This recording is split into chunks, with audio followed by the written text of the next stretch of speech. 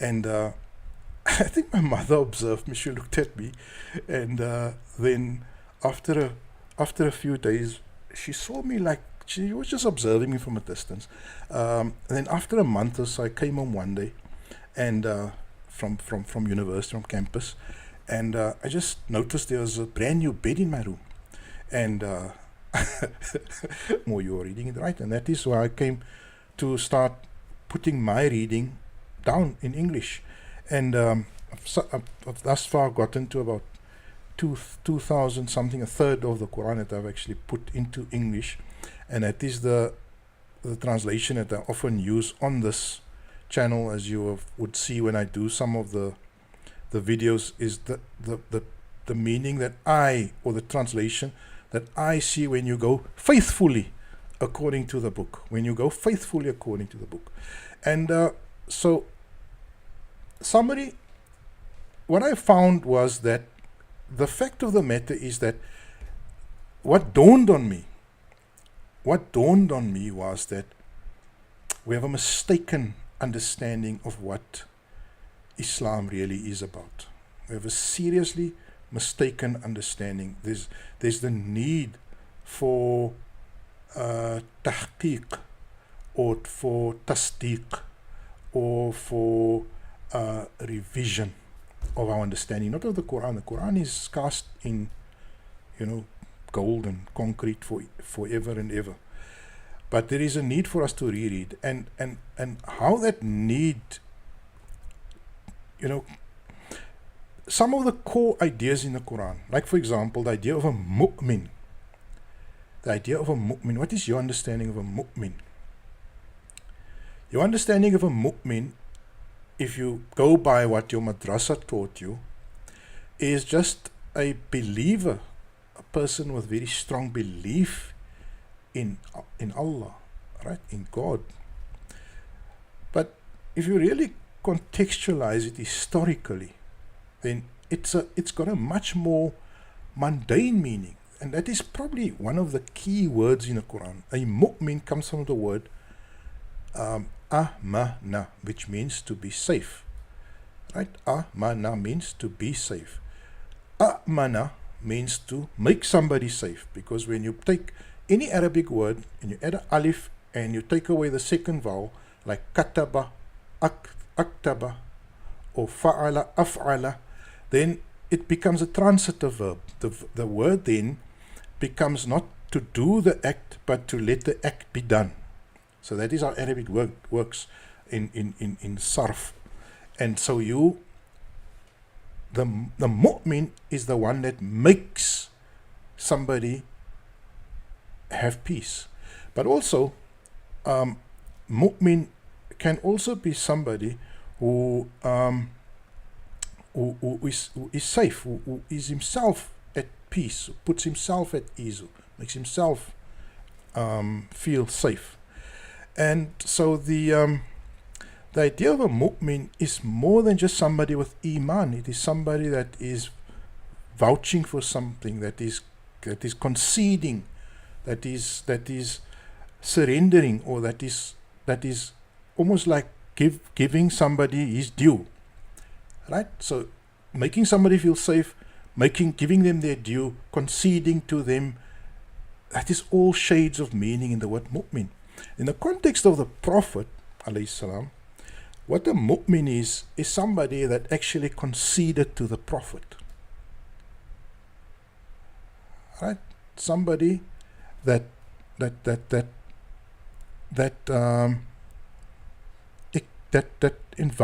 vouches for him, that affirms what he's saying.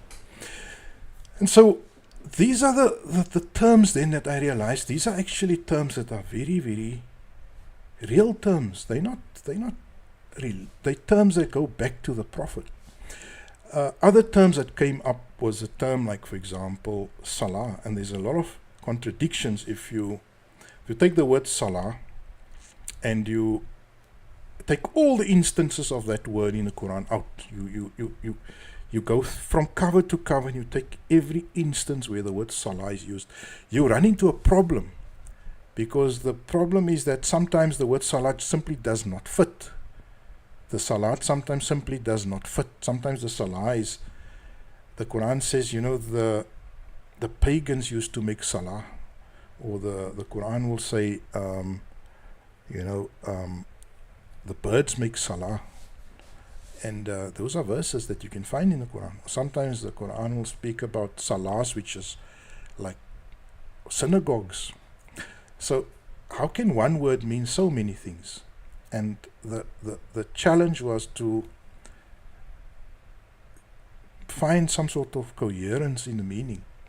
And then looking at other scholars, Arabic scholars, international scholars who are also sitting with the same work that I was doing, I learned from them that the word salah is a case of making the specific meaning the general meaning.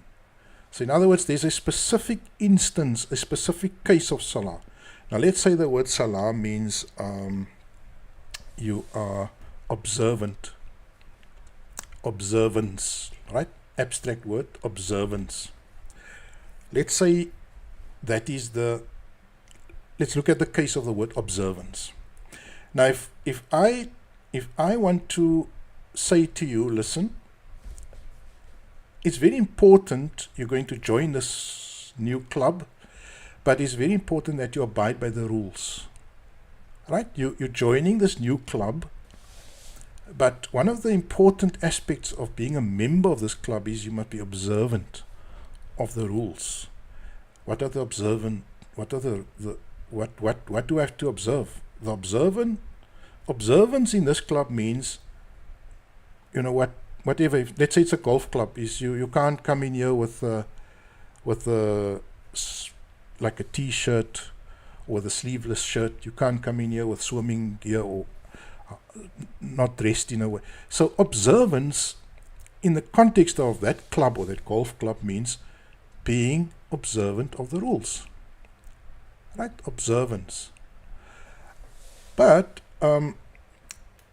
you could also use the word in a different sense. Like let's say you join a sports club, right? Let's say you join a sports club, and they tell you, look, every week on a Monday we're going to observe a meeting, right? Every Monday we observe a session where we like share ideas on strategy in the match. So we observe, you have to come to that observance session. Can you see what I'm getting at? Is that the word observance is an abstract word in the one sense, but when you come once a week for observance or for that session on how to observe, to learn how to observe the rules or how to do it, you have a specific case of observance. And so the meaning that the scholars, the revisionist scholars, discovered from the word salah is that it is actually an abstract word that has certain specific applications. So the word salah is often is on one or two occasions used along with the word sabr, which is patience. Ista'inu bis-sabri was-salat, the Quran says. So in other words, the word salah is often matched with the word sabr. And you can't say that yesterday morning I made sabr, 5 o'clock in the morning I made sabr. You understand what I'm saying? It's an abstract word. The word sabr is an abstract noun. It refers to something in the abstract. It is a phenomenon. It is a non-literal phenomenon. It is a trait. It's a practice in a very abstract way, right? The same with salah. So I just realized when I read the works of these scholars, that subhanallah, now suddenly the word salah is suddenly, it's decoded. And now I can realize that when Allah speaks about the birds making salah, yes, it's the birds observing. And because basically the word observance is very close to the word salah, I also use the word order. I also use the word connectivity. I also use the word law abiding. I also use the word alignment. All these are words that relate to a group or a community who is working in tandem, working in serving the same or abiding by the same law book, the same rule book. Suddenly now you can see the birds make salah, yes, because the birds are abiding by the nature that they are given, or the birds are aligned to the nature that they were given, or the birds are in observance of the nature that they were given. So when Allah says the birds, each one has its own salah, it means that each one has its own nature. It's the way that it observes its own nature. And so suddenly the meaning is there. You know, when the Qur'an says that if Allah had not checked some people by means of others, then there would be no churches or synagogues or any of the sort would be left. But now if we want to see what the word, the Qur'an says, let me show you an example here. I've got a very practical example. Like Qur'an 22 verse 40 says, did Allah not check one set of people by means of another, there would surely have been pulled down monasteries, churches, synagogues. وَلَوْلَا دَفْعُ اللَّهِ النَّاسِ بَعْضَهُمْ بِبَعْضٍ لَهُدِّمَتْ صَوَامِعُ وَبِيعُ وَصَلَوَاتٍ. Then salawat would be destroyed. Now the word salah is there in that word, salawat. And obviously it doesn't, salawat, how can salawat suddenly become synagogues? And then, but if you say that observance or means of people connecting are damaged or are stopped when there's war, or when there's an unjust power that is ruling, then salawat in that sense, the ability of people to connect, to act in tandem is impeded. So just found that the meaning of the word salat comes out much more clearly when you actually don't make the word salah equivalent or equal to its specific case. Now, you know, when a group of people assemble, today is Friday, when you assemble in a mosque and you stand in tandem, shoulder to shoulder, you face in the same direction, you harmonize or you synchronize your movements. That is a specific example of salat. It is action that is in alignment, action that is uniform, action that is in mutual agreement. Right? It is a case of salat, but it is not salat in its general sense. And I hope I've brought that idea home for you, is that salah is another term that clearly that we have reduced, we have minimized the term. Now why do we have to? Why is this important? Why is this important? The reason we have to do it is because the more we trivialize the Qur'an, the more we reduce the meaning, the less relevant we make the book. You see, if somebody reads the Qur'an and they see that salat, doing a physical kata or a uniform movement. If somebody sees that that is one of the 5 pillars of Islam, does it make sense? I mean, having a uniform kata is like one of the cornerstones of Islam. Does it make sense? Not to me. Not to me. To have a uniform exercise does not solve really any problems for humanity. It makes us maybe feel that we are doing a good deed, But on the other hand, making a sense of order, human alignment, mutual alignment towards a common set of values, making that the understanding of Salah. The idea of an alignment, a general alignment, a general sense of observance to a common code.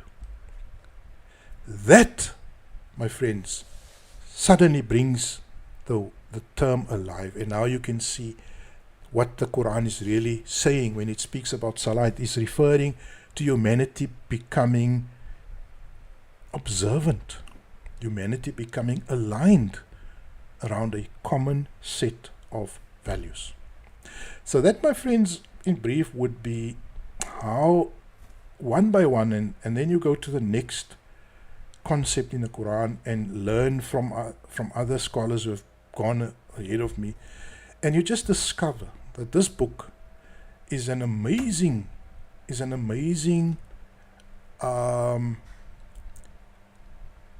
means of liberating all sections of mankind, of humanity, not just Muslims.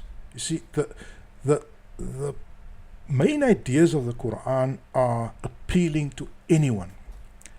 Believe me, if you go to certain people, you tell them, listen, Islam says you must do every day 5 times this, or during Ramadan you got to do 20 times up and down. He's gonna worry. He's gonna say, but I've got a job to do. I can't, how's this gonna work with my work? I'm a surgeon in the hospital. It's a doctor in the emergency room. Are you telling me I need to break away every hour or something? How am I going to make to Travi? It becomes almost like an endurance test. It becomes a day. You know what's a day? Is can you do this for 20 times? Can you eat a dozen eggs? Can you eat a whole loaf of bread? It's a day. And our God does not give us silly days, because the story is the first time people learned about the Salah, they had to do it 50 times. It's like a day. It's a silly day. Whereas if you really look at the original meaning of the word Salah, it refers to the idea of being in alignment, being part of an order, being part of a system of adherence. And now it becomes much more doable, because now the emergency doctor, the doctor in the emergency ward, the teacher, the nursery school teacher, the street sweeper, the guys working sewage pipes, whatever, they have difficulty in doing wudu 5 times. But you tell them, no, that's not what Salah is. Salah is just to be an observant human being, to be part of an order, to inculcate the order, the code. And the code is not complex, it's not difficult to adhere to the code. The code in the Quran is very simple. The code mostly is a code to do with akhlaq, with relationships, with your relationship with other people, your wife, your parents, your community, your rulers. those who are weak and those who are strong. The code is addressing your behavior in your society. Open the Qur'an and see. I'm talking nonsense. The code is not talking about giving 5 camels or 4 camels or 3.5 goats sadaqah. The code is not about keeping your fingers in a particular way, and when you pray, or or your slave, how you measure your slaves, how you or how you must what kind of person is better, who's better, the person that is using this length stick or that. That is not in the code.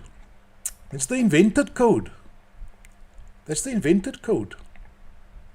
The real code is very simple. Pick up the Quran, open anywhere, and see if you see any trivial nonsense. That code is an easy code. This code that people are telling you to abide by, to follow, to implement is a stupid code. It's not stupid for them, for people who lived at that time, to have dressed or acted or behaved or prayed or whatever in a certain way. It was good for them. It was good for them. I can't find fault with somebody that wants to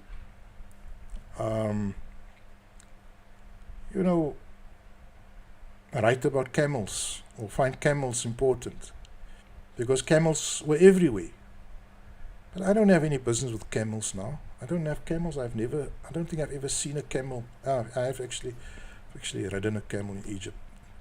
But it's not important to me. So why am I seeing 7 types of water? That's the first fiqh that you are taught when you go to madrasa. They tell you these are the 7 types of water: spring water, well water, ocean, rivers, etc. They never tell you it must just be clean water. So it was relevant at that point, but you tell a person now that river water is clean, you can cause that person's death. Believe me. You tell a person now you can wash yourself in a river, because we actually have the phenomenon of polluted rivers. We have the phenomenon of polluted rivers, rivers that are polluted, that have all sorts of toxins and contaminants in. We have a lake here, Bass. It is maintained very well, but about 2 months ago or 6 months ago, I'm not sure, it was contaminated. There was a sewage spill in that lake. And so if you followed the fiqh of Abu Shuja, who says that river water is clean, because it's a river, it runs all the way into the ocean. If somebody tells you river water is clean and you would use that river, you would have been washing yourself in human feces, unfortunately. And so the fiqh, the ideas, the details that the Arabs developed, because there's nothing wrong with it. It was suitable for their time. The code is the core. Code is at the heart of a Muslim. And that code is summarized in 6,200 verses. That is that code. You look at that code and it's simple. That code doesn't tell you that you are going to go to hell if you don't keep your toes in the right way. That code doesn't tell you you're going to hell if you talk ill of some guy, whoever who lived after the Prophet. Or that code doesn't tell you are going to hell if you say that, the Qur'an is uncreated. Added, they've added so many things to the code. Or you know what? If you break your fast like 1 second earlier or later, then your fast is not accepted and you must pay in 60 days. You see, that is a harsh code. That code is harsh. That code is undoable. That code is the product of people. This code that is in the Qur'an is a doable code. It's a code that is easy to observe. It's not unrealistic to observe that code. And that is why I can't see how. You see, it's easy to see how this code is natural for us to abide by. I'm telling you today, if we only had this code, the Quran, and not the additional 10,000 rules, just this code, we will be removing one massive obstacle from people wanting to buy into this system, into this value system. But because we've created the massive obstacle of hadiths, practice of hadith, people can't see the way, a way to really doing those things. And it becomes cumbersome, it becomes difficult, and it almost becomes impossible for people to abide by it. So yeah, that is really, but now the theme of the discussion is the hijacking of the message. And I think maybe I should just spend a bit of time on that, and then we can maybe wrap up. You see, the idea that the Quran has been superseded or eclipsed by tens of thousands or hundreds of thousands of ideas that were created after the Quran, or that are ascribed to the Prophet. That idea has to be investigated, and that is what because I had to understand, why is this idea, why is there an eclipsing of the core code? Because the core code, the authentic code, is very simple, is doable. Anyone can do it. Christian, Muslim, atheist, anyone can look at the code and say, look, this code is not, it's actually saying that there is a supreme creator, number one. Number two, it says there is a day of resurrection. Number three, it says there are envoys or prophets that are there to establish or to spread this message. Number four, it says that we have to behave in a particular way that will create greater harmony, greater peace and stability and friendship amongst people. It says that there's a certain way you deal with your partner in life, with your wife or your husband. There's a certain way that you deal with your parents, with the poor, with the less fortunate. And there's a certain way that you've got to do your business, your funding. For example, interest-based transactions are a taboo. It's outlawed in the code. Anyone can abide by that code. That's not a difficult code. And I really am struggling to think what more is there in that code. To spread a moral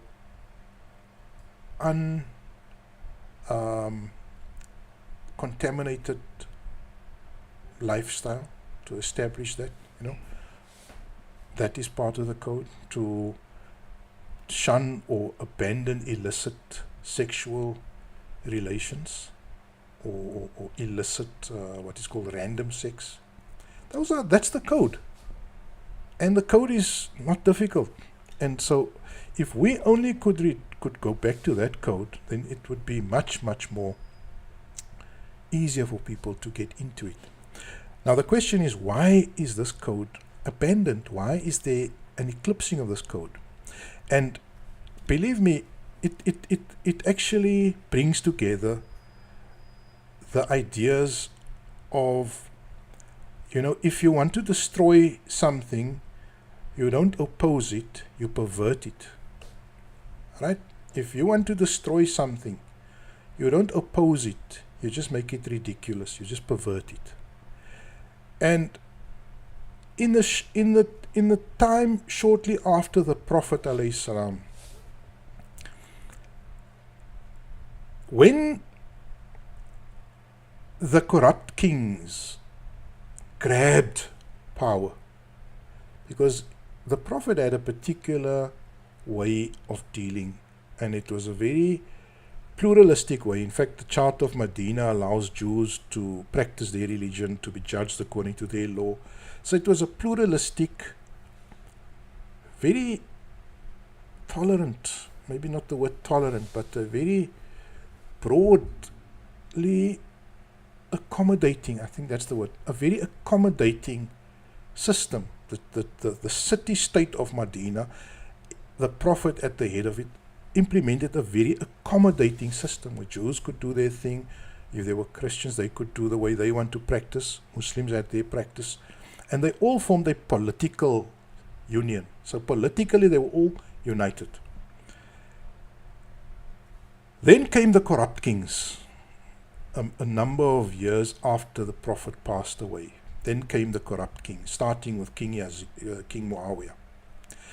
And if you look carefully at where the invention of hadith really went into full swing, then it is in the time of the Caliph Muawiyah, the kingdom or the house of the Umayyads. Because why? It was, as you can see today, an act of hijacking the main core ideas and diverting the mind to the trivial. It is, when magicians want to draw your attention from the big thing, they distract you with a small thing. That is one of the secrets of conjuring, is that you fool them by drawing their attention away from the big thing. Let's say they want to make a woman disappear from a box or whatever. What they will do is they will, for that brief moment, show you some sort of shiny object in the other hand. And for that moment, you are completely distracted from looking at the box. And for that second or few seconds, you are distracted and your attention is on the shiny object. And the reason why those corrupt kings had to allow this deviation, this hair splitting, this becoming lost in detail, in the minutiae, is because when the people were fighting about nonsense, they forgot the big things. I always remember this saying from Ibn Abbas. Is it Ibn Abbas? Yeah. A famous scholar told me this, and this is a hadith, but it's not a hadith of the Prophet, it's a saying of Ibn Abbas. At the time of Karbala, he was alive during that time, the year 61 after Hijrah. Obviously, it's a big thing to kill the grandson of the Prophet. It's a massive thing. The Umayyad king, he committed the worst atrocity by killing the Prophet's grandson. So what Ibn Abbas says is that he says the people, he was a scholar, I think he operated around Kufa in Iraq. He had a school there, he had some students there, and people would come to him for fatwas. They asked him, like, Sheikh, what must I do in this case, what must I do? And he was irritated one day. This is a story that I always remember. He was irritated one day because he says, people came to ask me yesterday whether killing a fly is haram when you're in ihram. People came to ask me yesterday whether you can kill a fly when you are in ihram. You all know what is ihram. But nobody asks me, is it halal to kill the grandson of the Prophet? Nobody has asked me, is it halal to kill the grandson of the Prophet? But they've asked me, is it halal to kill a fly? Ibn Abbas, one of the first generation of great, fuqaha. And so, I think that story illustrates so beautifully how the people were distracted from the big issues. And they were cleverly led to look at the nonsense That's the only explanation I can get.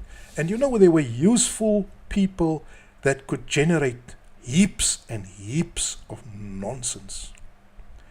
There were numerous people. You go and read some of the stories of Abu Huraira, how the devil came to steal money, and weird stories, weird stories that, what, even if you're a child, those stories would sound senseless.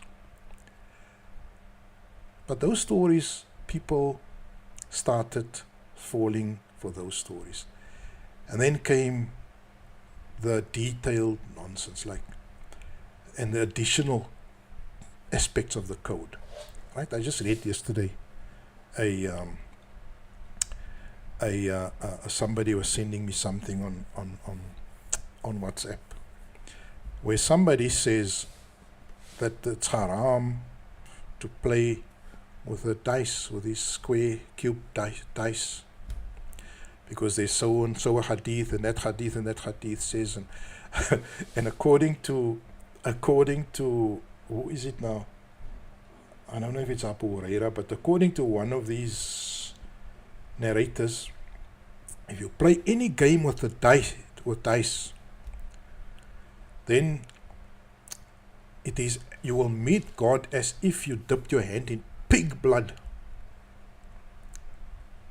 It is the same as though you dipped your hand in the blood of a pig. People really ate up these stories. And while they were eating up these stories, they stopped worrying about whether the king was murdering the innocent, whether the king was robbing the treasury of the country, whether the king was abandoning the original mission, whether the king was enriching and glamorizing and is elevating himself. And the people were lost in how must you keep your toes in salah, how must you keep your fingers, how must you keep your hands, and this became the Islam. Meanwhile, the kings became the worst tyrants. And so the whole story just completely makes sense. The message, the original code, the original discourse is one of emancipation, is one of freeing people from bondage, is one of freeing people from their own vice, from their own capacity to be immoral and weak and complicitous in their own destruction.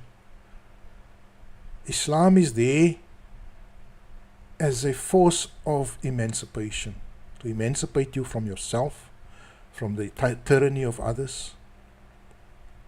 But that Islam is now no longer.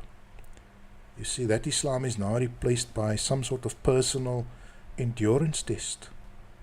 How many salahs, how many rakats can I make? 4, 8, 12? You're not a good Muslim until you've made, so many. How many hours must I sleep? 8, 6, 4? No. Got to sleep almost nothing. No sleep. And so now it becomes a personal endurance test. The idea of it being a revolutionary, the Qur'an being a revolutionary manifesto for the liberation of people globally, not just the Muslims. The idea of the Qur'an being a manifesto for the intellectual, for the moral, for the social emancipation of people everywhere is now abandoned. Why? Because the king is more secure. It is more secure for me to let these sheeple worry about their toes and about nonsense. It's more beneficial for me, because the day they wake up and say that, look, but why is this interest-based system killing us? It's making us poor. That day is the day that my overlordship comes under threat.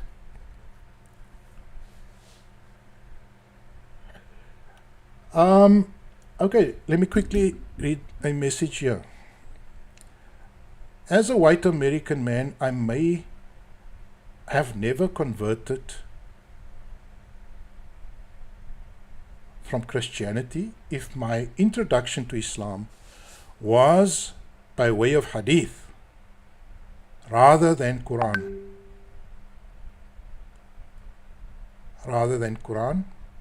Thank you for your message, my friend. I really appreciate this. I'm going to read it nice. I'm going to give it some I'm going to do justice to your message. It's the only one I've got here.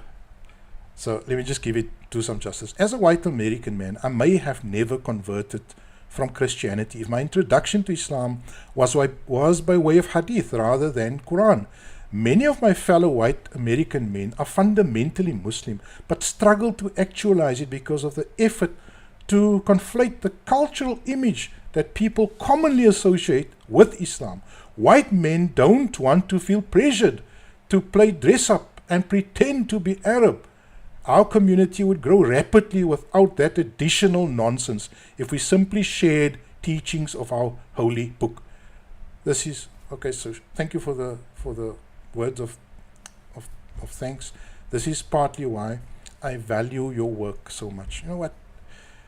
It just gives me an amazing feeling when I read this, because I could never have dreamed that I would touch somebody sitting on the other side of the planet, and we've got technology and we are able to do this, my friend. And I've been inspired by the Quran. Believe me, you know, I was a Muslim, and I thought I'm a great Muslim. I was never happy. I never felt fulfilled. I tell you the honest truth now. I was a man with a chip on my shoulder. That was what I was. I was walking around with eyes that were judging everything around me. If I see a woman and she appears to be Muslim, I would judge, you know, the way she's dressed. And given an opportunity, I would even make it known that I disapprove. If I see a young man doing a certain thing in a particular way, I would judge him according to my myriad of hadith, laws and ideas that I've been brainwashed with. Remember I told you where I got the brainwashing. And so I became a man with a chip on the shoulder. It was terrible. It was a terrible life. You know, I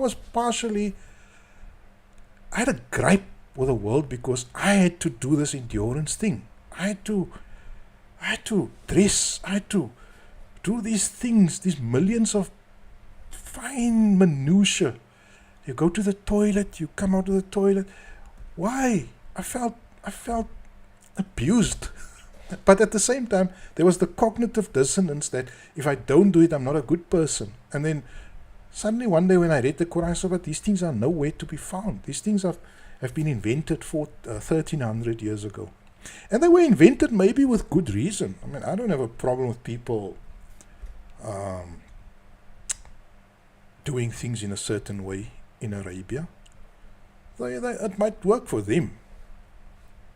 But, I mean, in our times, it's very difficult. Very difficult. Some of the things don't even make sense. You know, if you touch a woman, your wudu is broken. You touch a woman, you must go and wash your feet again. What the heck? Why? But then the one has a certain version of God's will. Like, you touch a woman, Shafi'i says, your wudu is not broken. Vice versa.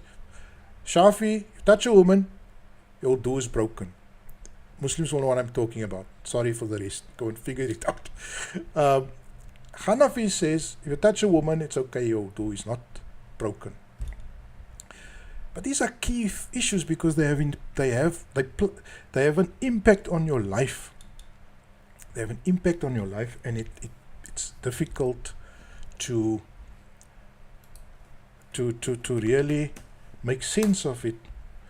Right, so I think the point is that the story that I've been, the model of the understanding that I've offered you now is that there's a code in the Quran. It's a very straightforward code. It's not a complicated code. If you read the Quran once over, you'll see that there's nothing extraordinary in that code.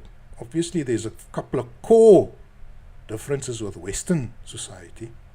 Like Western society promotes permissiveness, sexual permissiveness. It promotes licentiousness. It promotes random or what we call casual sex. The position of the Qur'an is sex is fine, but it's got to come with a particular set of guarantees. You cannot just go and impregnate a female. Because it's easy. Because then one man can impregnate 500 women and have 500 babies. And what will pick up the social mess that will create? So, and then they say no, but birth control. No, in Western society, birth control is not. Then they bring in abortion. You know how traumatic is abortion on the woman? Because you've deviated from the divine code, and now you have to create solutions to fix your deviation, the problems which your deviation is caused. So the code does differ from Western society. That I must be clear about. I'm not one of those Muslims who say that, you know what, if we can just tune the Quran to look more like Western society, then we'll be fine. No, that's nonsense. That is not revision. Then you are talking capitulation. Then you are surrendering to the devil. And that is not my project is not surrendering to the devil. My project is coming to the authentic, true message of the Quran. So, let me just quickly, Western society definitely contains certain aspects which we as Muslim societies have abandoned. So, if you look at Western society, and I've experienced with Western society, I've lived in a Western type society for many years, and there are certain things that I love about Western society that I wish Muslims could inculcate in themselves. I wish Muslims could be more honest in their business dealings. I wish Muslims didn't try to catch each other or outsmart or have so much deception in their business dealings.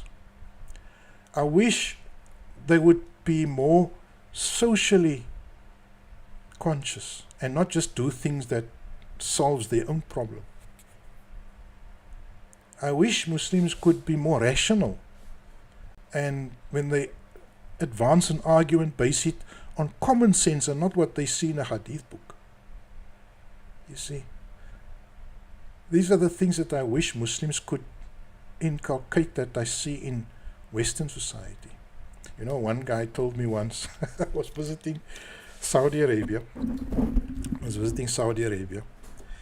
and as an old man, we stayed at his bait, at his building.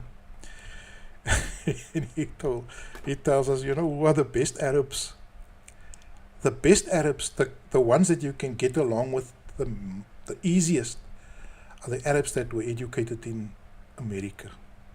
The young Arabs that come back from Harvard, Princeton, and UCLA, and whatever. They are the easiest to deal with because they have a certain respect that they acquire there for their fellow human being, which they don't have when they're here. And that's a fact. It was very interesting that this old man who lived in that country could make that observation. And that's why I say we are not here advancing something that is anti-Western culture or pro-Western culture. We're advancing the code of the Quran. And at times, this code is in agreement with Western practice, and at times it is more in agreement with some practice in the East. Like the sexual promiscuity, definitely. I wouldn't dream of teaching my children to follow the West. Or when it comes to the interest-based banking system, I wouldn't dream of giving any credence or any endorsement of the Western banking system, because that is a system of pure evil. It's a system of annihilating the average man and elevating the man with money. It makes the man with money get only stronger, and it makes the man who needs money it kicks him in the gutter, the interest-based system, because it is basically about swapping something of greater value for something of less value. That is the story of interest. And I'll do a episode on how Western banks actually use, how they con the masses into impoverishing themselves over time. Because it's all about swapping assets for cash. And cash is something that is eroded every day. Cash always loses value, and assets always maintain their value or become more valuable. So you want to give the people the cash and take the assets. And people create assets. The banks don't create assets. The bank creates money. So the bank creates something that is flimsy, that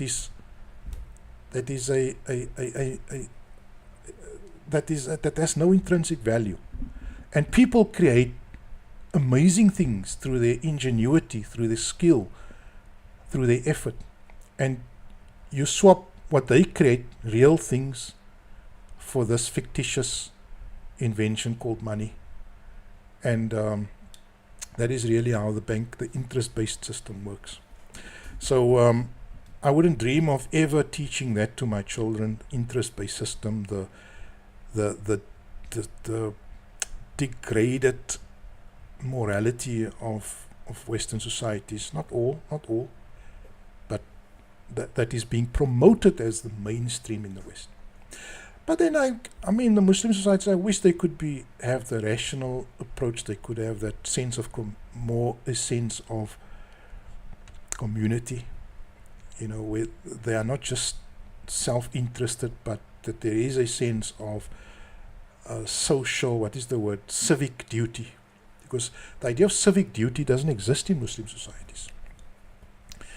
I live in a community here where every few months the community, and this is not, I'm going to be contentious here, but this is a very 50-50 community. We have about 50% Muslims and about 50%, let's say, non-Muslim. I don't like that word, but let's say non-Muslims. So every few months we have a project. We have a beautiful lake, and it's like it's what you call a nature reserve. And it used to be a whites only area, right? It's now changed after the fall of apartheid.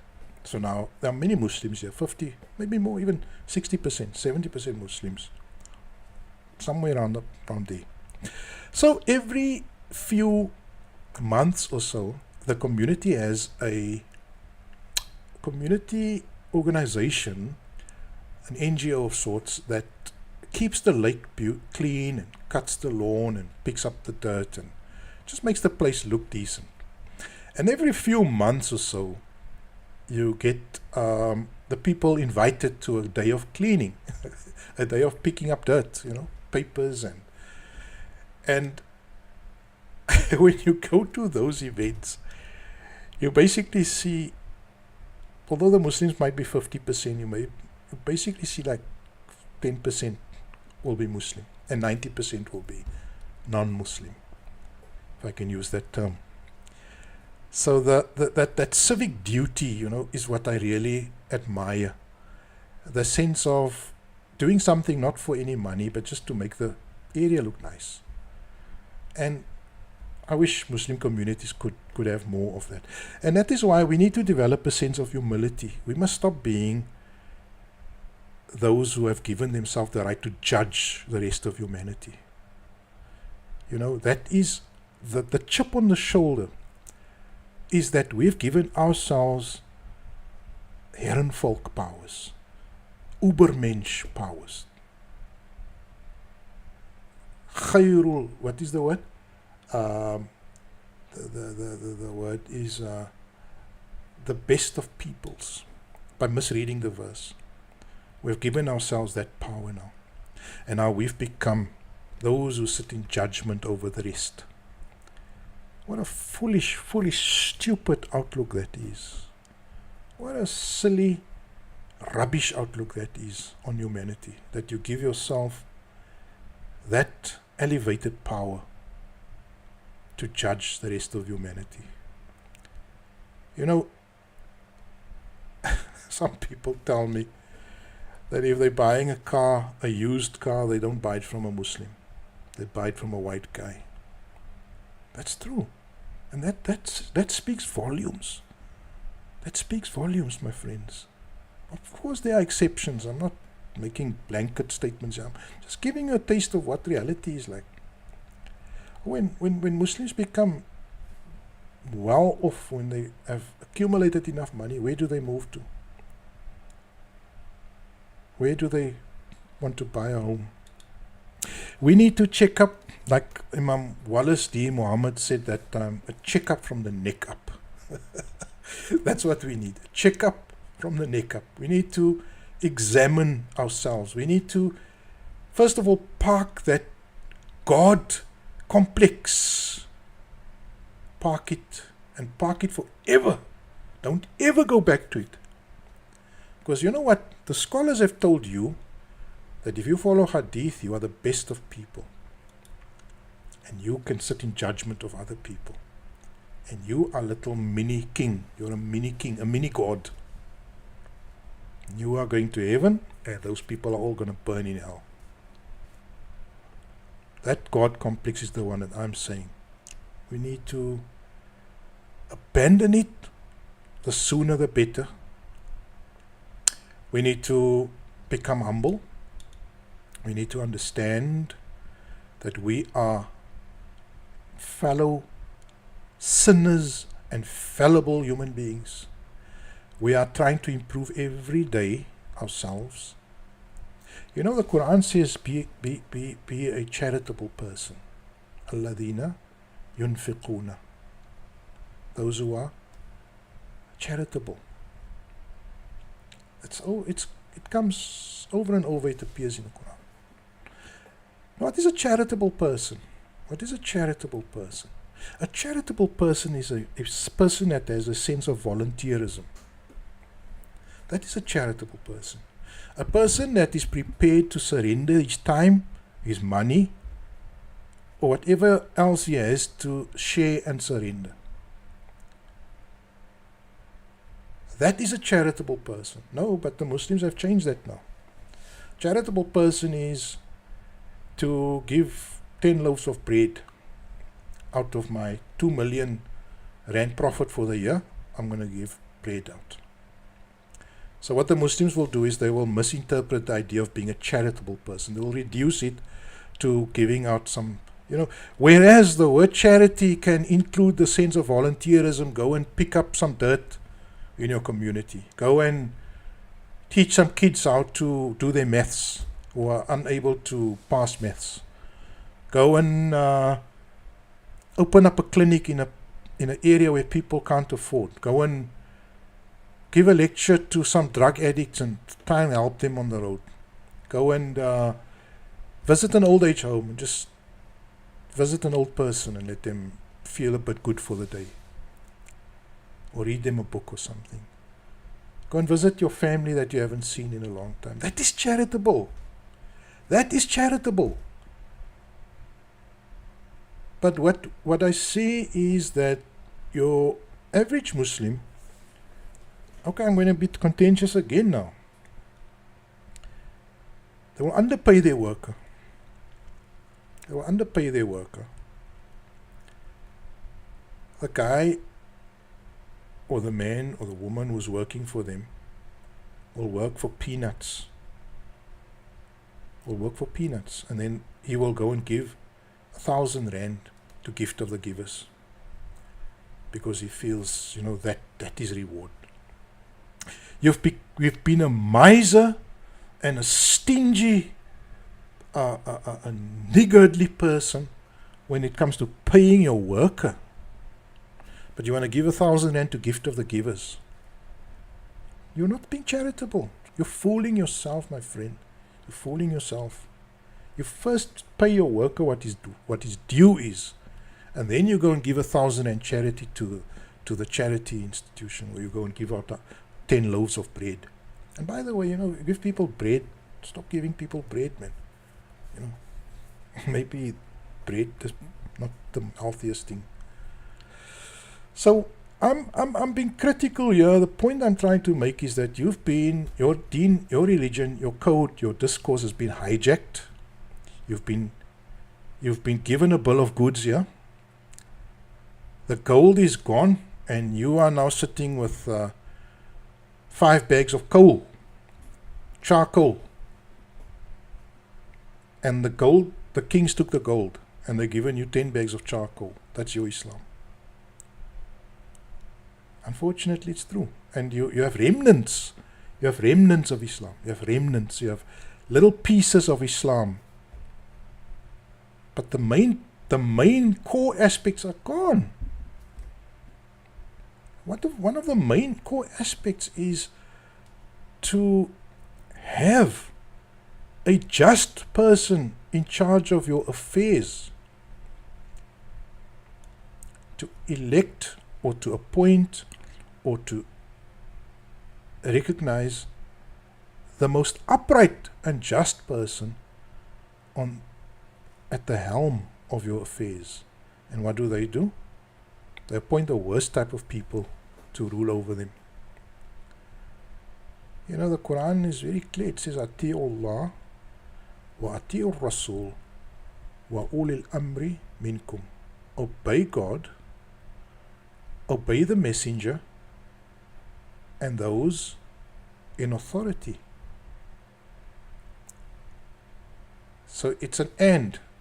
Obey God and obey the messenger and those. There's an and. So it's not say obey God or obey the messenger or obey those in authority. If it was an or, then you could say I must obey the corrupt king. But it doesn't say or. You see, it doesn't say you can obey God or you can obey your king. It says obey God and obey your king. Now, how do you obey your king and not obey God? So in other words, the Qur'an forces your king to obey God. The Qur'an forces the king to be obedient to God, because otherwise you can't obey God if you're obeying a corrupt king. You understand? If the Qur'an had said obey God, ati'ullah, aw ati'u ulil amri minkum, or obey, then we could tolerate all these corrupt devils that are ruling the Muslim world. So just that one verse in the Qur'an forces Muslims to kick out the devils that are ruling them, the corrupt money junkies, the kings that are stealing the wealth and that are spreading whatever evil they are busy or involved with.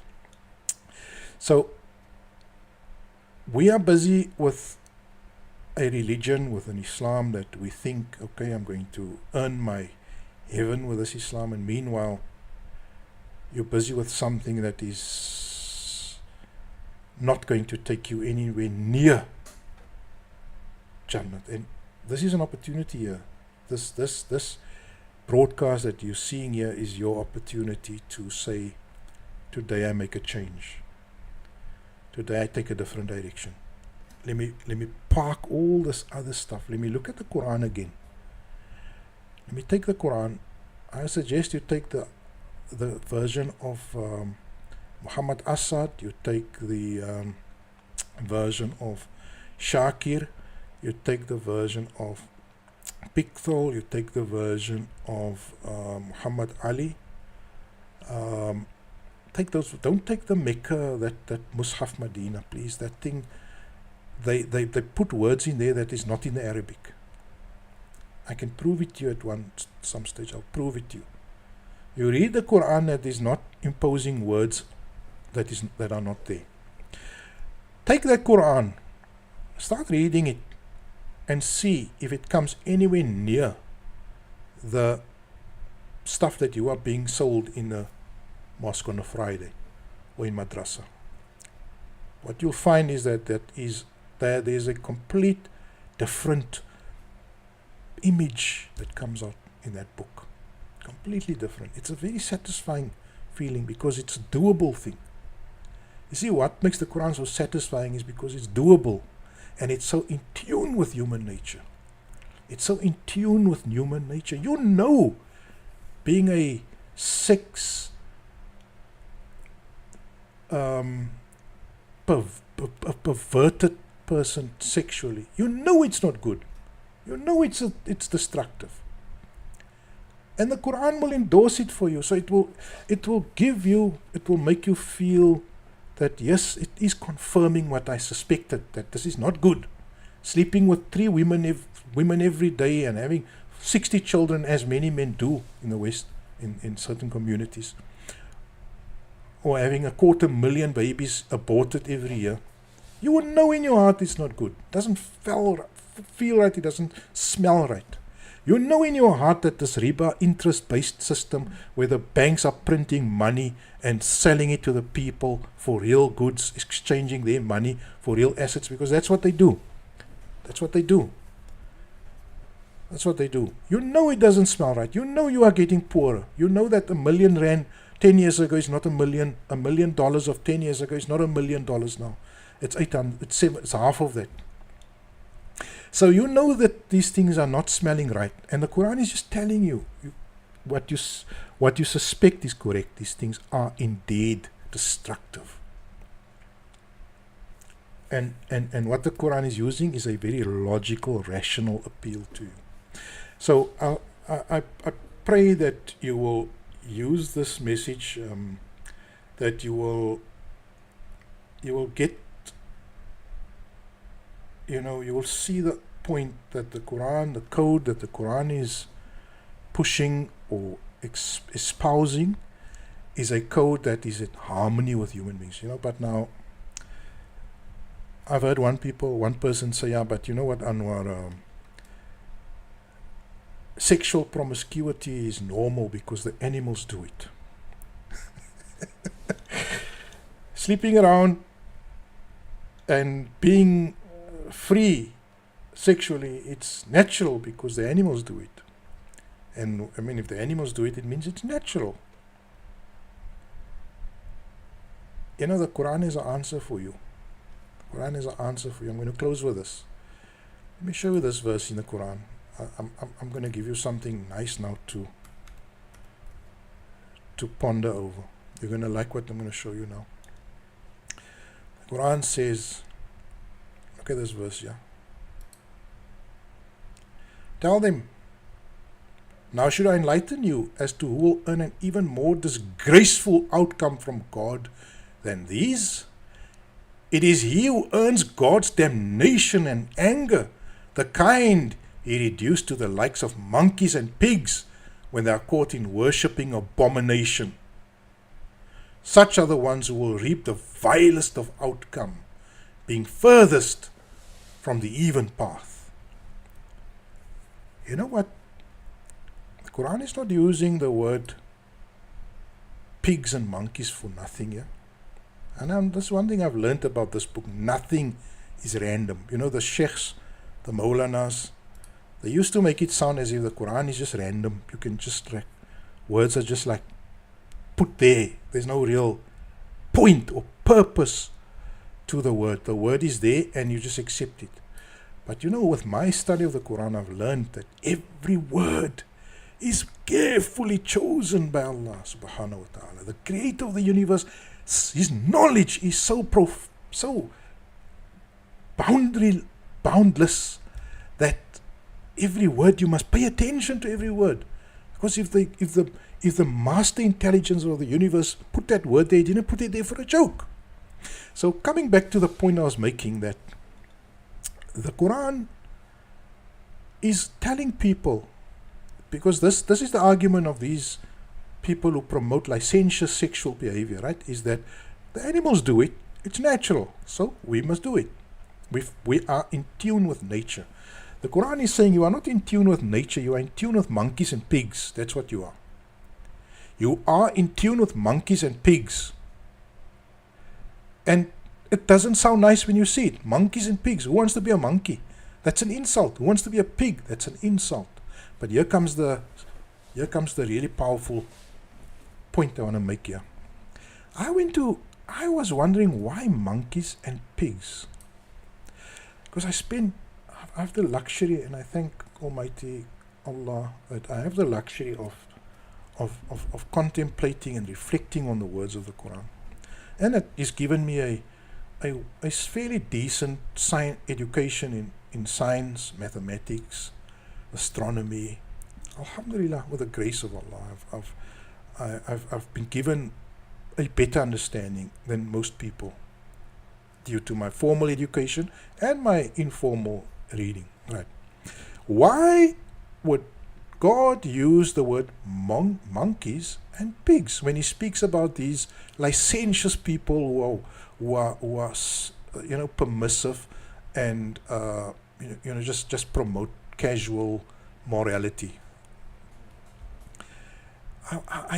It took me very long. What do you think? I'm going to give this as a challenge to you. Look at those two words, monkeys and pigs. And you tell me what is there that is common between monkeys and pigs?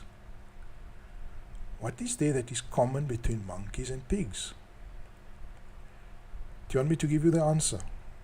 And I think I'm going to close with this because we've been going for just short of 2 hours, but I'm going to leave you with this.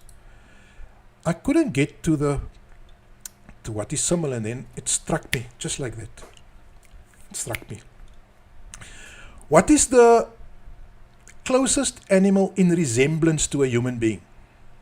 What is the closest animal in resemblance to a human being? It's an ape. Right or wrong? It's an ape. And then I thought, but now what about the pig? And I typed in, what is the closest animal in physiology?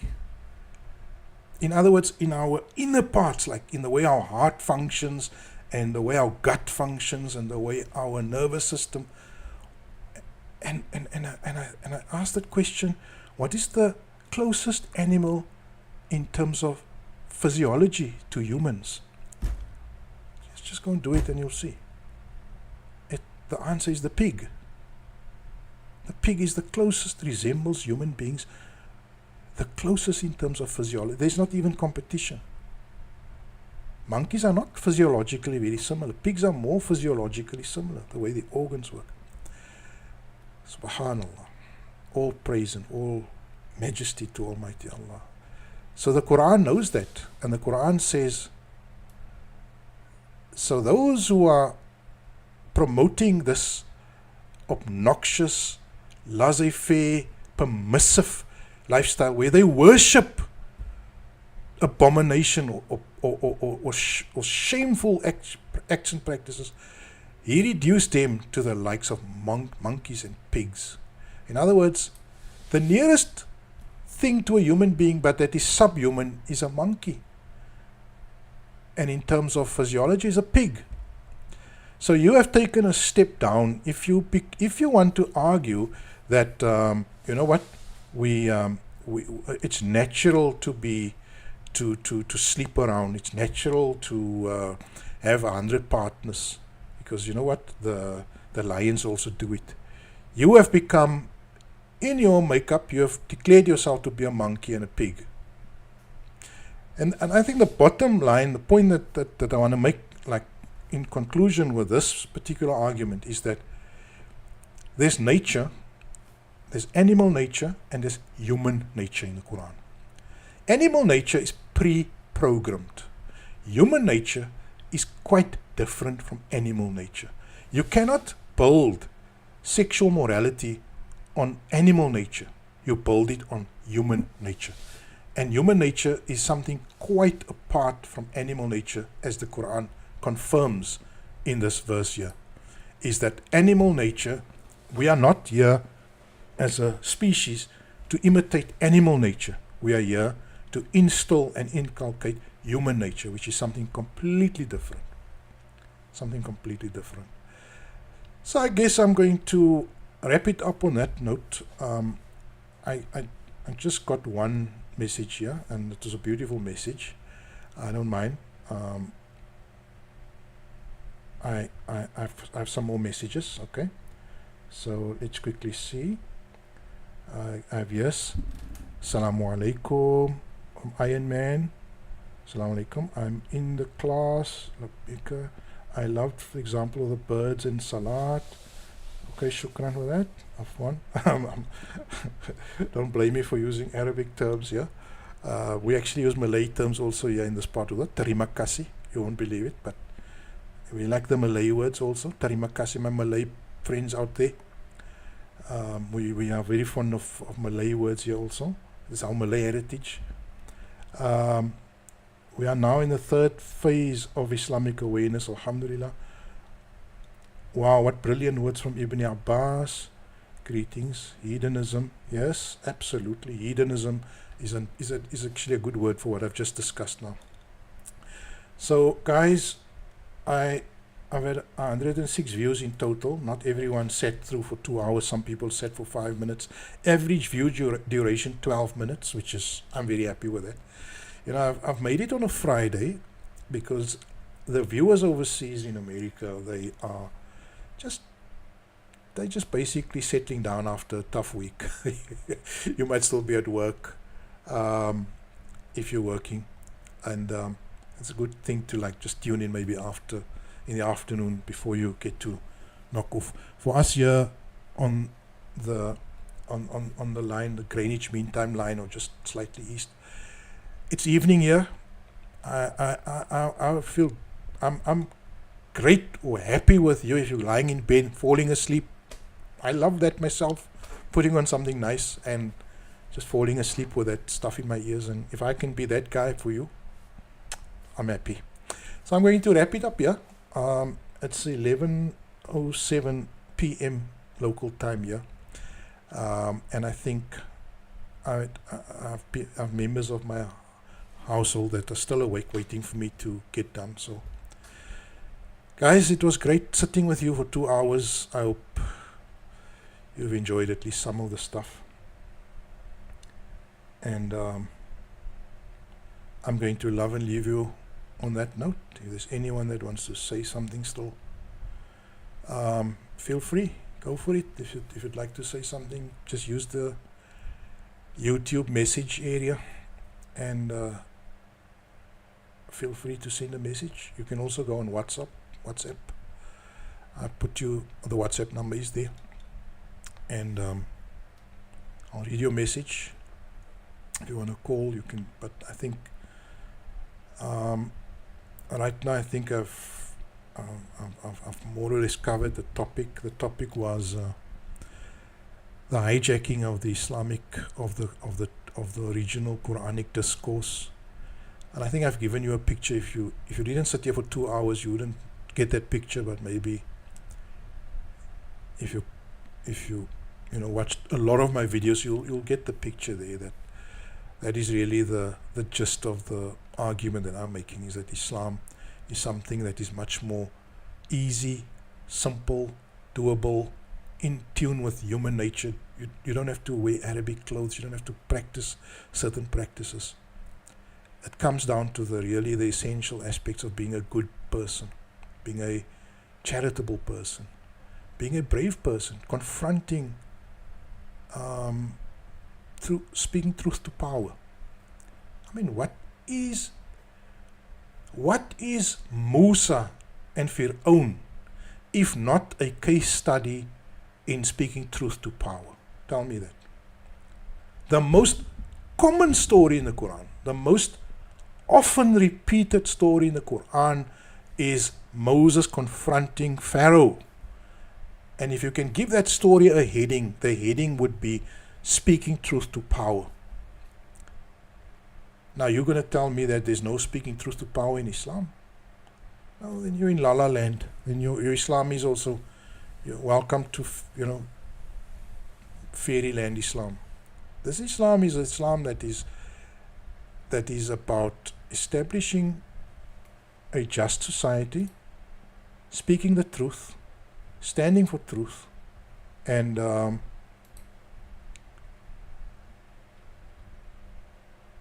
being a charitable human being. My dear friends, I'm going to sign off. And again, thank you for all of you for tuning in. I welcome. I didn't even get to the questions. I had a number of questions that came in before the broadcast. So I think I'll do it next time, and maybe I'll get a guest also with me here. So, au revoir. Wassalamu alaikum wa rahmatullah. I leave you in the protection and in the care of Almighty Allah. Wassalamu alaikum wa rahmatullahi wa barakatuh.